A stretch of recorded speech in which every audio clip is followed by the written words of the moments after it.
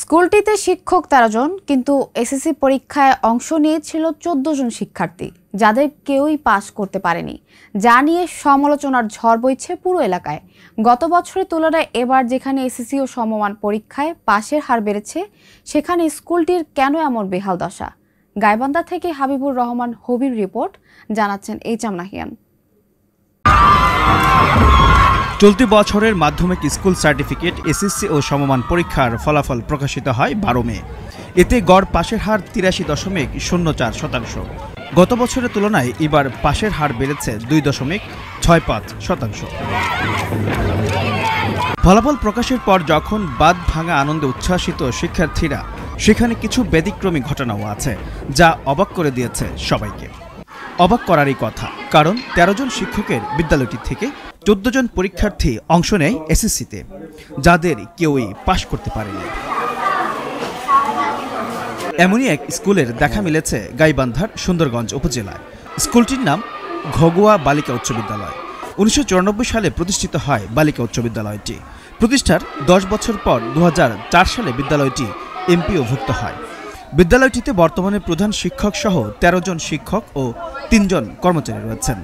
গত বছর এই বিদ্যালয় থেকে ১৬ জন পরীক্ষার্থী অংশ নিয়ে পাশ করে মাত্র ১৩ জন, কিন্তু এবার শতভাগই অকৃতকার্য।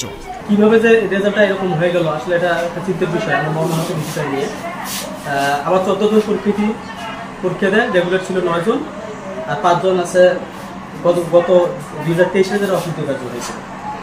তো এদের মধ্যে ৯ জন রেগুলার, 9 জন এবং গত সালের যে ৫ জন, টোটাল ১৪ জনই ফেল করে। তো আমি ব্যক্তিগতভাবে আমি যেটা মনে করি, শিক্ষার্থীরা আমার সাথে গতকাল যোগাযোগ করছে, আজকে তারা স্কুলে আসছিল, তারা বলছে স্যার আমরা পরীক্ষা যেভাবে দিচ্ছি তাতে আমাদের ফেল করার কথা না, আমরা বোর্ড চ্যালেঞ্জ করবো এবং আমরা আশা করতেছি যে আমাদের রেজাল্ট ভালো হবে। স্থানীয়দের অভিযোগ, বিদ্যালয়টি প্রতিদিন খোলা থাকলেও শিক্ষার্থীদের স্কুলে আসার প্রতি তেমন একটা আগ্রহ নেই। এছাড়া শিক্ষক কর্মচারীরা গল্পগুজব করে সময় কাটিয়ে বাড়িতে চলে যান। এমনকি বিদ্যালয়ের গণিত বিষয়ের শিক্ষক নিয়মিত বিদ্যালয়ে না আসারও অভিযোগ স্থানীয়দের। যে হিসেবে পরীক্ষা দিয়েছি, আমার পরীক্ষা অনেক ভালো হয়েছে, ভগবানের কৃপায় আমার পরীক্ষা খারাপ হয়নি। তবুও আমাদের যে কি এরকম একটা অবস্থা করলো আমরা বুঝতে পারিনি যে আমাদের এরকম হবে। আমরা অনেক কষ্ট করে আমরা পড়াশোনা করে আমরা এই পরীক্ষাটা দিলাম। স্যারের ঘরে কষ্টের পড়াশোনা আমরা কখনো করি, তারা আমাদেরকে ঠিক মতন পড়াশোনা করাইছে, আমরা ঠিক মতন করেছি। স্কুলে যদি মাঝে মাঝে ফাঁকি দিতাম, কিন্তু আমরা সিটারে সেরকম করে পরীক্ষা দিয়েছি, তাও আমাদের সাথে এমনটা হলো। সুন্দরগঞ্জ উপজেলা মাধ্যমিক শিক্ষা কর্মকর্তা মোহাম্মদ জাহিদুল ইসলাম বলেন, ১৪ জন পরীক্ষার্থীর কেউই পাশ করেনি। বিষয়টি খুবই দুঃখজনক। যে বিষয়ে শিক্ষার্থীরা ফেল করেছে, সংশ্লিষ্ট শিক্ষকদের কারণ দর্শানোর জন্য নির্দেশ দেওয়া হয়েছে।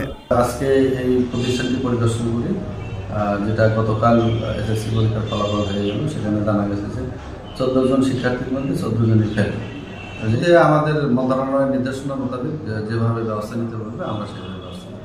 ১৩ জন শিক্ষকের এই বিদ্যালয়টি থেকে ১৪ জন পরীক্ষায় অংশ নিয়ে কেউই পাশ করতে না পারায় পুরো জেলায় বইছে সমালোচনার ঝড়।